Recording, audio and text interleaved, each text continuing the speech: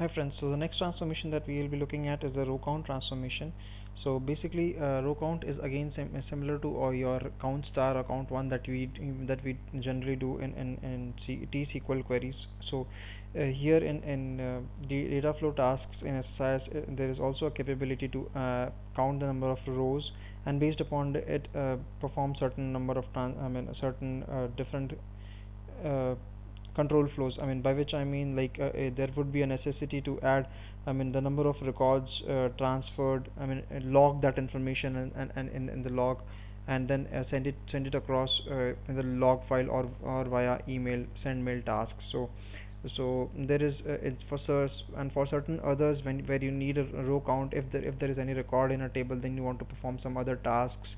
When you want to create a dependency, for such kind of activities you need to count the number of rows. So for that you have this transformation. Let's just try to get 101 with this transformation now. So basically let me just add first a variable, a user defined variable. What we call it is row count. Row count, and the scope is at the package level. So and the value is 0. So basically now I pull out a data flow task, and then to this data flow task let me add the same old DB source as we had used in the last example. So okay, let's use the same table, production transaction history, that we had in the last example. Yep. So okay, now what we do here is we pull out the row count transformation, and let's configure this one. So if you take a look, you have the name as row count, and this is the name of the transformation. We add a variable that we have actually declared at the package level. Let's just point value. And if you take a look at the transformation window, you will see two other tabs as well. There is input column, and there is the input output properties. Please ignore this. This seems to be a bug or something, because if you try to select any product ID or any other column, and then you hit on the OK, it gives you some error, which I have till now I do not have any idea of. So basically let's you consider these two tabs as not being there for you. You just have the component properties tab.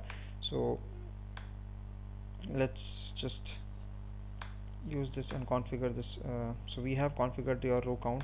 Next what you have is your transformation has been configured, but let me just also add the script task just to see, and customize the counts. Just give me a moment. Yep. Okay,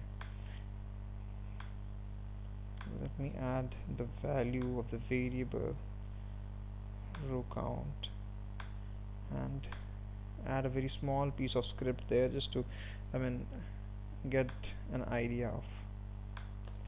So we have message box dot show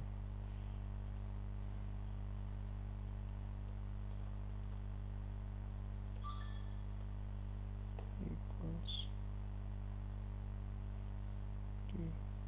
DTS variables.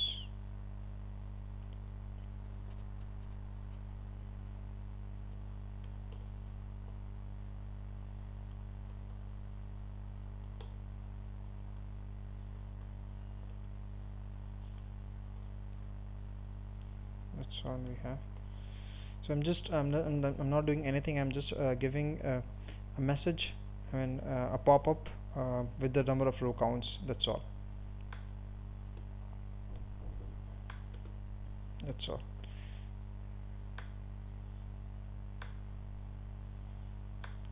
So the message that the red arrow that you see here, small arrow, for error, it's not an error just because we have hit on the other tabs. It's not updated, so it's giving an error. Let's just run the package. It should be fine. Right, so if you see it's giving you the number of row record counts for that particular table. So that's as simple. Just remember that the scope of the variable that you define should be falling in the data flow task, because that I mean the row count will be actually passed on to this variable, and which could later be used, as you can see, in the script task, or any conditional splitting, or any control for transformations, or adding it to the logging. So these or to the send mail task, stuffs like that. So that's pretty much as far as your row count transformation is concerned. Thank you, friends.